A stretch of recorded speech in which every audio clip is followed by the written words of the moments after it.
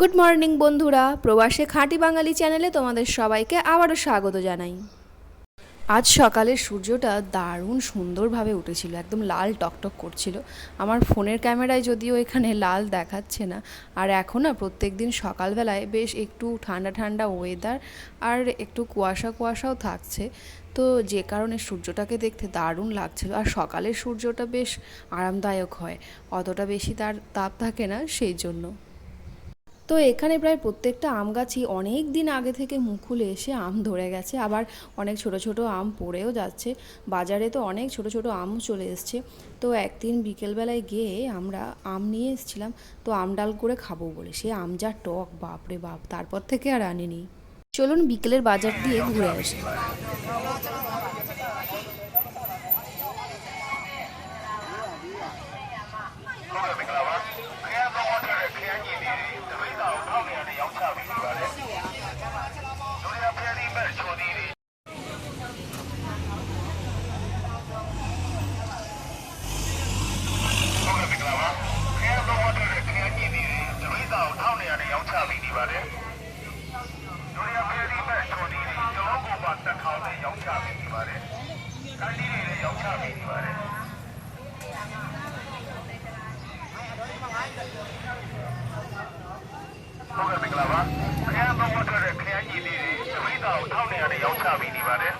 আর এই ফুলগুলো দেখতে কি সুন্দর লাগছে, তাই না?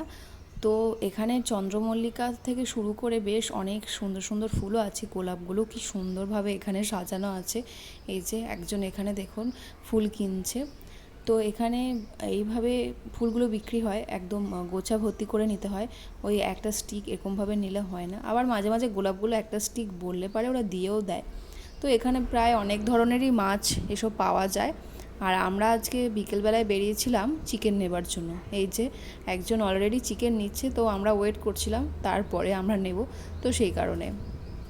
আর এই যে বলছিলাম না, আম চলে এসছে বাজারে।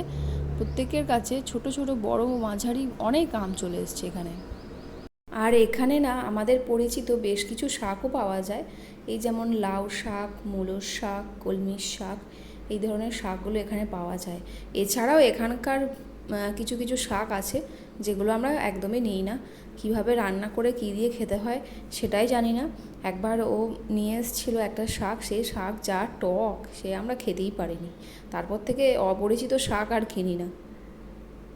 তো আমাদের চিকেন, এবার আগে যিনি চিকেন নিচ্ছেন উনি দেখছি বেশ অনেকটা চিকেন নিয়ে বাড়ি যাবেন।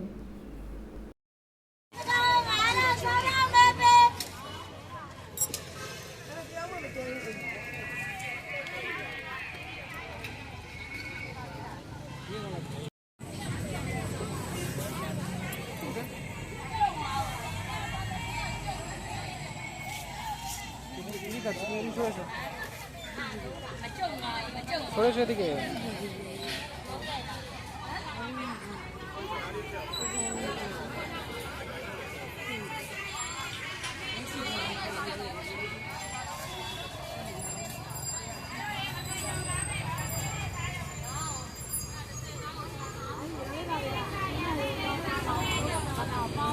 এই মার্কেটের মধ্যে না একদমই দই পাওয়া যাচ্ছিল না।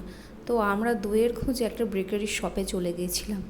তো সেখানে দেখছি বিভিন্ন সুন্দর সুন্দর কেক থেকে শুরু করে বান, প্যাটিস্ট, বিভিন্ন সুন্দর সুন্দর কুকিজ আছে এখানে। তো এখানে আবার বার্গার, পিৎজা সবই পাওয়া যাচ্ছিল। তো আমরা ডিসাইড করলাম এসছি যখন কিছু একটা না খেয়ে গেলে কেমন লাগে, তাই না? তো সেই কারণে আমরা একটু বার্গার অর্ডার করে দিয়েছিলাম। তো প্রথমে ভাবলাম বার্গার দুটোকে বাড়ি নিয়ে যাই, তারপরে দেখলাম যে না, এখানে বসি খেয়ে নেওয়া যাক। তো আমরা ফার্স্ট টাইম এই বেকারি শপটায় এলাম। তো যাই হোক, এখানকার বার্গারটা খেতে বেশ ভালোই ছিল, খুব একটা খারাপ ছিল না, বেশ টেস্টি ছিল। মেয়োনিজ দিয়ে, চিকেন দিয়ে বেশ দারুণভাবে ব্যাপারটাকে করেছিল। আজকে তাহলে এখানকার মতোই টাটা।